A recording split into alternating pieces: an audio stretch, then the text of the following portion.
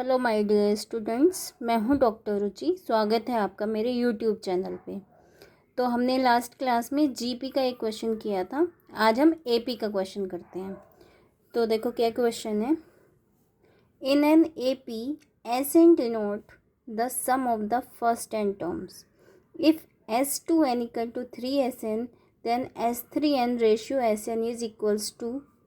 First option है 5:1, second option है 6:1, third option है 8:1 एंड फोर्थ वन इज़ 4:1।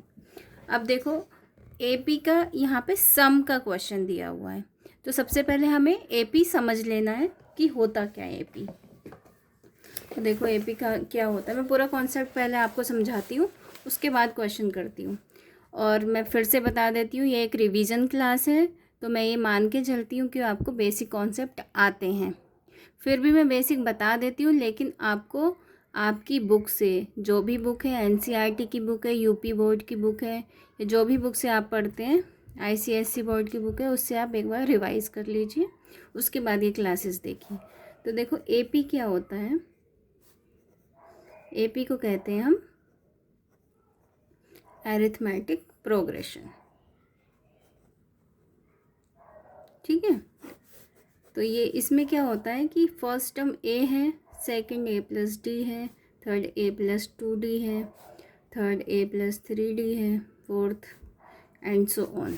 तो जैसे कि हमने जीपी में बताया था, nth टर्म क्या होगी यहाँ पे, तो nth क्या होगी, देखो यहाँ पे भी सेकंड में D है, थर्ड में 2D है, फोर्थ में 3D है। तो nth में क्या हो जाएगा, A+n-1 इंटू डी। मीन्स जब n को आप 1 पुट करोगे तो 0 आ जाएगा यहाँ से, तो a मिल जाएगा, है ना।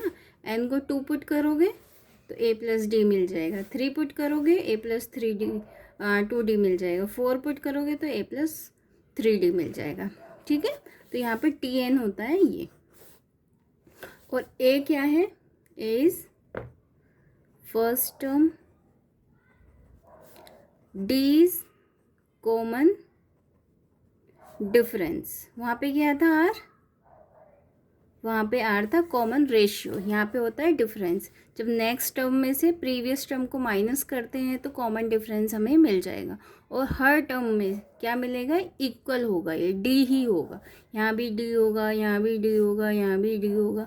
वहाँ पे क्या था, डिवाइड कर रहे थे जीपी में, तो कॉमन रेशियो मिल रहा था, और हर नेक्स्ट टर्म से प्रीवियस टर्म को डिवाइड करने पर हमें आर मिल रहा था वहाँ पर।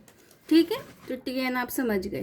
तो इसी तरीके से इसके सम का फॉर्मूला होता है, मतलब एन टर्म्स के सम ऑफ Sn क्या डिनोट कर रहा है, सम ऑफ एन टर्म्स। तो ये होता है n/2 2a plus n-1 into D.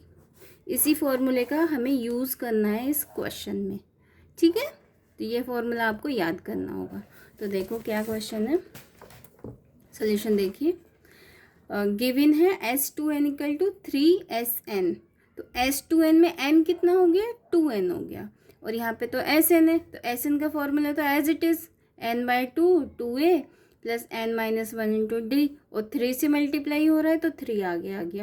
यहाँ पे n की जगह हमें 2n पुट करना होगा, तो 2n/2 2a plus 2n-1 into D.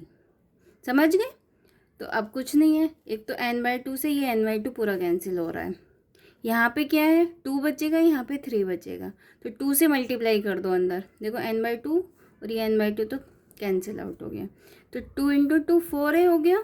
फिर इसमें भी 2 से मल्टीप्लाई करें, 4 एंड डी हो गया, माइनस का 2d हो गया, is equals to 6a plus 3 and d minus का 3d हो गया। अब इनको सॉल्व कर लो, 4ND माइनस 3ND कितना हो जाएगा, ND हो जाएगा, माइनस 2D प्लस का 3D कितना हो जाएगा, D हो जाएगा। यहाँ पे 6a माइनस 4a कितना हो जाएगा, 2a हो जाएगा।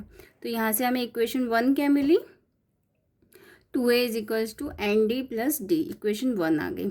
अब हमें निकालना क्या है, हमें निकालना है S3n रेशियो SN निकालना है।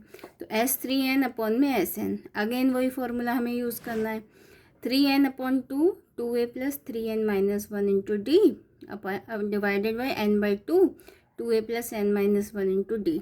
यहाँ पे भी n/2 से n/2 आप कैंसिल कर लीजिए, 3 के अंदर मल्टीप्लाई हो जाएगी, तो 6a plus 9nd minus 3d divided by 2a plus nd minus d।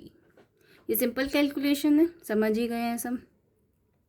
अब देखो इक्वेशन 1 से हमें a की वैल्यू यहाँ पुट करनी है, 2a की वैल्यू आप पुट कर दो, तो यहाँ पे 6a है, तो 6a को हम क्या लिख सकते हैं, 2 इंटू 3 है ना, 3 इंटू 2a लिख लीजिए इसको, बाकी एन डी और डी को एज इट इज़ रहने दीजिए। यहाँ पे भी 2a की वैल्यू, तो 2a की वैल्यू है एन डी प्लस डी, तो 3 से मल्टीप्लाई हो जाएगी जब यहाँ पे आएगी, तो 3nd plus 3d plus 9nd minus 3d हो गया। इसी तरीके से यहाँ पे 2a की वैल्यू हमने पुट की, तो n d plus d plus n d minus d हो गया।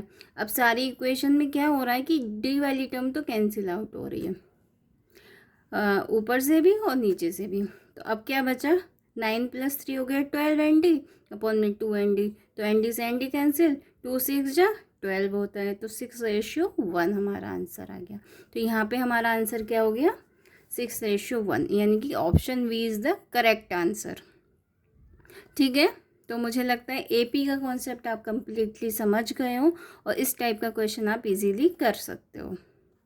तो मुझे लगता है आप सबको ये क्वेश्चन बहुत अच्छे से समझ में आ गया होगा। 1-2 क्वेश्चन और मैं एपी जीपी के लूँगी, उसके बाद एचपी का बताऊँगी, तो हमारा ये टॉपिक कंप्लीट हो जाएगा। फिर उसके बाद हम अपना नेक्स्ट टॉपिक स्टार्ट करेंगे। Thank you very much. अगर आपको समझ में आता है तो लाइक कीजिए वीडियो को और अपने दोस्तों के साथ शेयर कीजिए और चैनल को सब्सक्राइब कर दीजिए। Thank you very much.